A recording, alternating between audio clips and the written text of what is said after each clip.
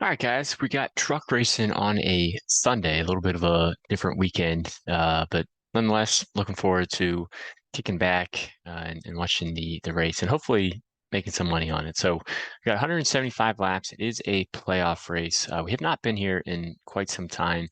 This track should eat up the tires, which should be kind of fun to watch. It's 1 mile flat track, should be relatively, hopefully, quick and straightforward race. But let's get into the picks here. So we got Majeski, Heim, Smith, Hocevar, Enfinger, and Eckes. Majeski was very fast yesterday, but if you've been watching on Twitter, he got hit with a penalty. So he's going to lose his starting spot. So even though he scored from the 13th position, he is going to drop to the tail end for the start of this race.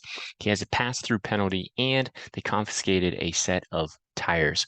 So he's going to be down a set of tires as well. So a lot of just challenges, hurdles he's gonna have to overcome, things not really going his way. Luckily for this team, he's already locked into the next round. But for those reasons, for DFS purposes, it's gonna be hard to recommend him today. I mean, he can still potentially get there at the end, but it's gonna take him some time. So, if we aren't playing Majeski, who are we playing? Well, I really like this 10K range a lot. You got Heim, Hocevar, excuse me, Enfinger, and Eckes. I really like all four of these plays. I think all four of them are going to be very strong today. I could see the winner coming from one of these four drivers. Corey Heim has just been, the most consistent, probably the most reliable. He starts eighth, gives you a little bit of place differential upside there. He's been really fast on these short flat tracks. It's basically been him and Majeski on these short flat tracks. So kind of like Heim today. If you do play Heim, maybe you pair him with someone who starts a little bit further to the front of the field, like a Hocevar and Infinger. Maybe they are able to lead the majority of stage one, still get a good finish, and then Heim takes over maybe in stage two or stage three potentially. But Hocevar also pretty good at these short flat tracks. Ran a race here in June, so some extra laps on the track as well, a little bit more familiar. Feeling pretty good about his chances today. And he's fast too, so I really like Hocevar. Enfinger was fastest, in qualifying. So he starts on the pole. He controls the restart. He's also pretty good at these short flat tracks. So it's almost like a toss up a little bit between Heim, Hocevar, Enfinger. And then you got Eckes too. I mean, Eckes has really liked his truck. He was really quick in practice yesterday. Looked like he's going to be a contender. So between the four of these drivers, I like trying to get at least two of them in my line.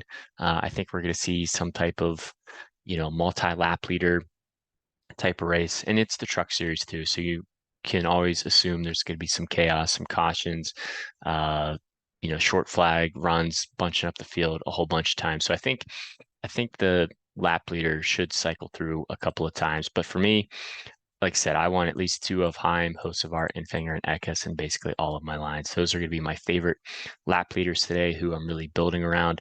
And then from there, the rest of my line, I'm going to try to pair them with either just plays I think are going to finish well, hit value, provide me some place differential upside.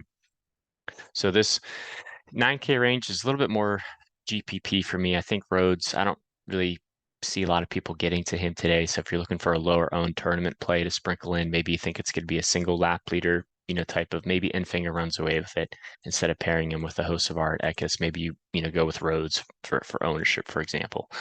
Kraus is just really expensive. Starting 25th, I might bump him down to low. I'd rather just play Friesen, Kraft, into Benedetto or Mills and just give you the price savings there.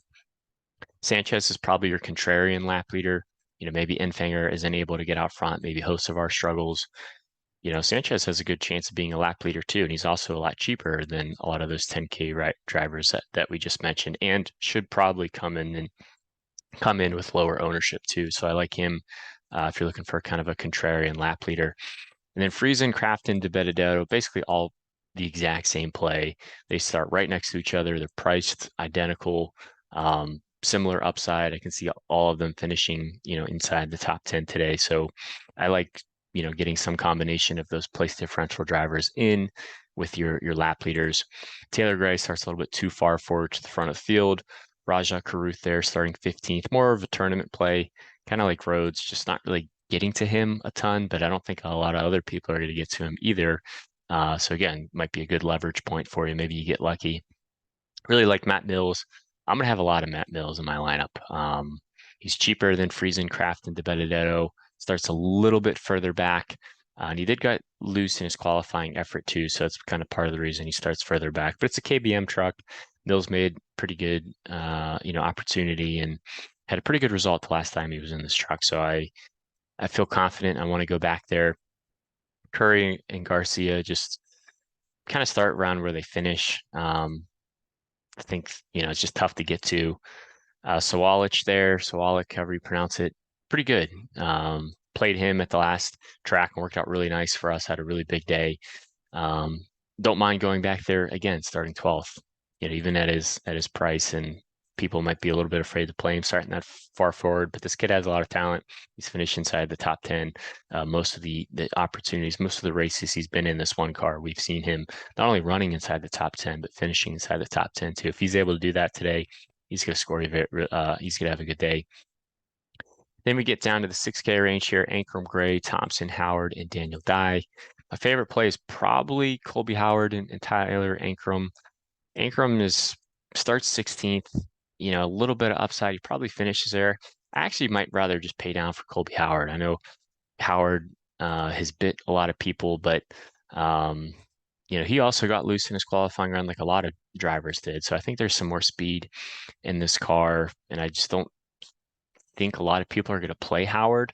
So if you need a driver of the 6K range, if you land in this range, I don't mind Howard rounding out your lineups.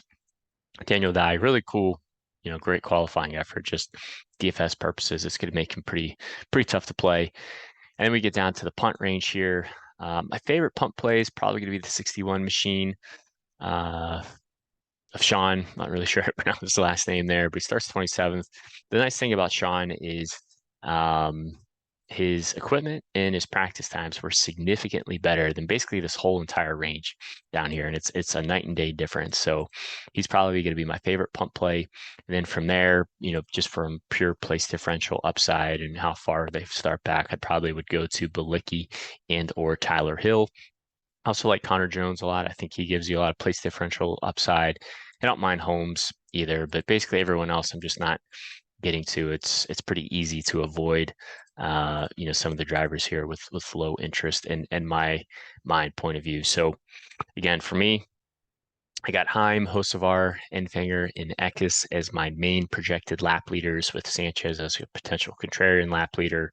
And then I really like pairing them with some place differential plays like Friesen, Kraft, and DeBenedetto, Matt Mills, and then maybe trying to find some good value plays, whether that's Howard, Sawallick, Jones, Sean down here. I mean, those are the types of lines I'm building today.